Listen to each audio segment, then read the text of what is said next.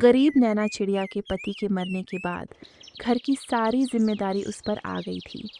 वह दूसरों के घर काम करके अपना और अपनी बेटी लाडो का गुजारा करती थी, लेकिन एक दिन उसका काम भी छूट गया। उसे कोई और काम नहीं मिल रहा था। उसका घर भी भाड़ा का था। नैना चिड़िया सब सोच सोच कर बहुत टेंशन में थी। मैं क्या करूं? अब तो मुझे काम भी नहीं मिल रहा है। घर का भाड़ा भी देना है। मकान मालिक किसी भी वक्त भाड़ा मांगने आ जाएंगे। मैं उन्हें क्या जवाब दूंगी? मम्मा, आप क्या सोच रही हो? आप किस बात को लेकर इतना टेंशन में हो? कुछ नहीं लाडो बेटी, मैं किसी बात को लेकर टेंशन में नहीं हूँ। बस मैं सोच रही थी कि आज शाम को क्या बनाऊंगी क्या नहीं। मम्मा, बस इतनी सी बात पर आप इतनी गहरी सोच में पड़ गई। आज शाम को आप कुछ भी बना देना। मुझे तो आपके हाथ का बनाया हुआ कुछ भी अच्छा लगता है। नैना चिड़िया अपनी बेटी को कुछ भी नहीं बताई। वह अपनी बेटी को इस सब से दूर रखना चाहती थी। वह लाडो को हमेशा खुश देखना चाहती थी। नैना को अंदर से पैसे का टेंशन खा ही जा रहा था। तभी बाहर मकान मालिक और कालू कौवा आ गए। वह नैना को आवाज़ लगाए। नैना घर से बाहर निकली। नैना, 2 महीने हो गए, तुम घर का भाड़ा अभी तक नहीं दी हो। मैं ये घर कालू कौवा को दे रहा हूँ। 2 महीने का भाड़ा देकर तुम ये घर जल्दी से खाली कर दो। सीनू भाई, अभी कुछ दिन रुक जाइए। मैं आपका सारे महीने का भाड़ा दे दूंगी। मेरा काम छूट गया है, इसीलिए मैं भाड़ा नहीं दे पाई। मेरे पास अभी पैसे नहीं हैं।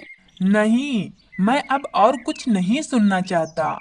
कई दिनों से तुम यही सब बातें लगाकर रखी हो। अब और नहीं चलेगा तुम्हारा। तुम ये घर खाली करो।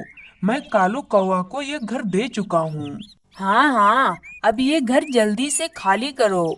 मैं इन्हें एडवांस में पैसे दे चुका हूँ। नैना, मुझे तुम 2 महीने का भाड़ा दो और ये रूम जल्दी से खाली करो। नैना बहुत टेंशन में थी। अब वह कर भी क्या सकती थी। मकान मालिक भाड़े के लिए झगड़ा जो करने लगा था। नैना घर के अंदर आई और अपने रखे कुछ जेवरात निकाली। अब मेरे पास कोई रास्ता नहीं है। इसके सिवा और कुछ भी नहीं है मेरे पास।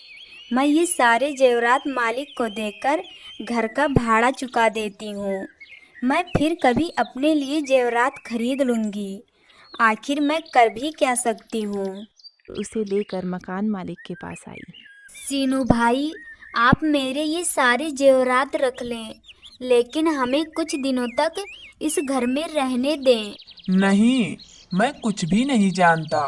तुम ये घर जल्दी से खाली करो। अब इस घर में कालू रहेगा। मैं अभी चलता हूँ। शाम तक ये घर खाली हो जाना चाहिए। कालू कौवा और मकान मालिक वहाँ से चले गए। नैना वह घर खाली करके लाडो को लेकर अपनी माँ के घर निकल पड़ी। नैना सुबह से कुछ भी नहीं खाई थी। रास्ते में उसे भूख के मारे चक्कर आने लगे। वह एक जगह बैठकर आराम करने लगी। लाडो बेटी, अब मुझसे और नहीं चला जा रहा है। मुझे चक्कर आने लगे हैं।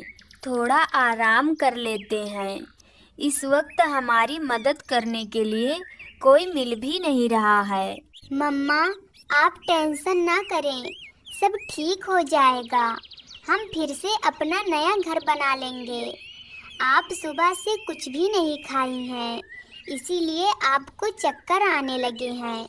आप यहीं रुकिए, मैं कुछ दाने ढूंढकर लाती हूँ।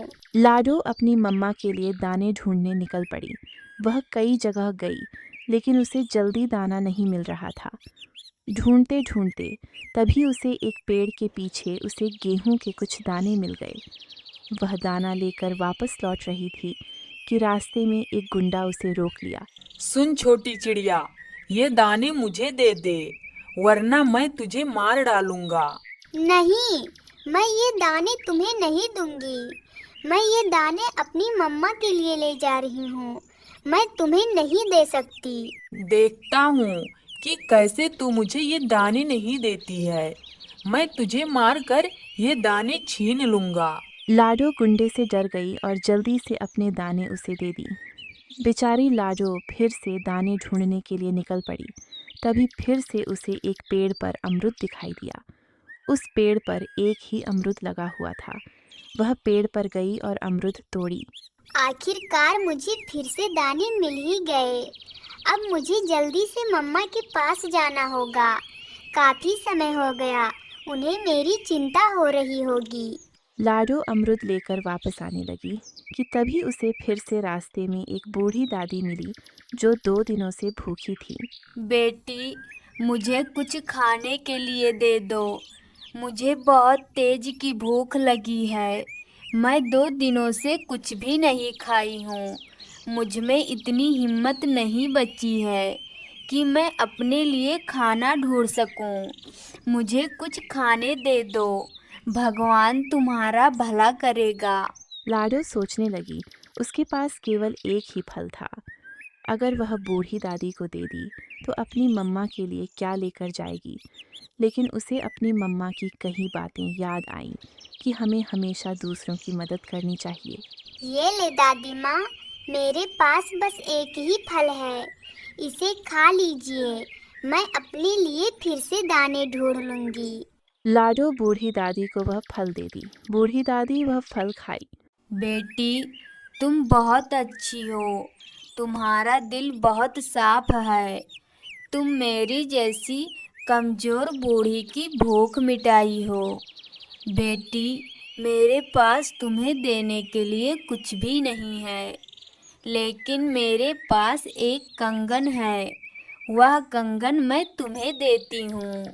बूढ़ी दादी वह कंगन लाडो को दे दी, फिर वहाँ से चली गई। लाडो वह कंगन अपने पास रख ली। अब क्या करूं? मैं कहाँ दाने ढूंढने जाऊं? बड़ी मुश्किल से तो 2 बार दाने मिले थे। अब कहाँ ढूंढूं? काश मुझे फिर से फल मिल जाते। लाडो के इतना कहते ही उस कंगन से एक रोशनी निकली और लाडो के पास फल से भरी एक टोकरी आ गई। लाडो यह देखकर हैरान हो गई। अरे, ये तो जादुई कंगन है। मैंने फल के बारे में सोचा ही क्या कि मेरे पास इतने सारे फल आ गए। लाडो बहुत खुश हुई और वह फल की टोकरी लेकर वापस अपनी मम्मा के पास लौट आई। वह सारी बात अपनी मम्मा को बताई। मम्मा, ये एक जादुई कंगन है। इसके जादू से ही मेरे पास इतने सारे फल आए। हम इससे जो भी कहेंगे ये वह हमारी सारी इच्छा पूरी करेगा। लाडो बेटी, ये तुम्हारे दिल की सुंदरता और तुम्हारे अच्छे कर्मों का फल है। इसीलिए यह कंगन तुम्हें मिला। मम्मा, इस कंगन से कहो कि हमारे लिए एक अच्छा सा घर बना दे। अभी देखना, जल्दी से एक नया घर बनकर तैयार हो जाएगा। हाँ हाँ लाडो, अभी कहती हूँ। हे जादुई कंगन, हमारे लिए एक नया घर बना दो। नैना के कहते ही उसके सामने एक नया घर बनकर तैयार हो गया। दोनों माँ बेटी बहुत खुश हुईं और अपने नए घर के अंदर गईं। मम्मा, अब हमें किसी चीज की टेंशन नहीं है। अब हम इस जादुई कंगन से सब कुछ मांग लेंगे। हाँ मेरी बेटी, और ये सब मेरी लाडो बेटी की वजह से हुआ है। तुम्हारे बाबा तुम्हारी इस कामों को देखकर बहुत खुश होंगे। दोनों माँ बेटी अब एक अच्छा जीवन बिताने लगी। अब उन्हें किसी भी बात को लेकर टेंशन नहीं था। इस कहानी से हमें यह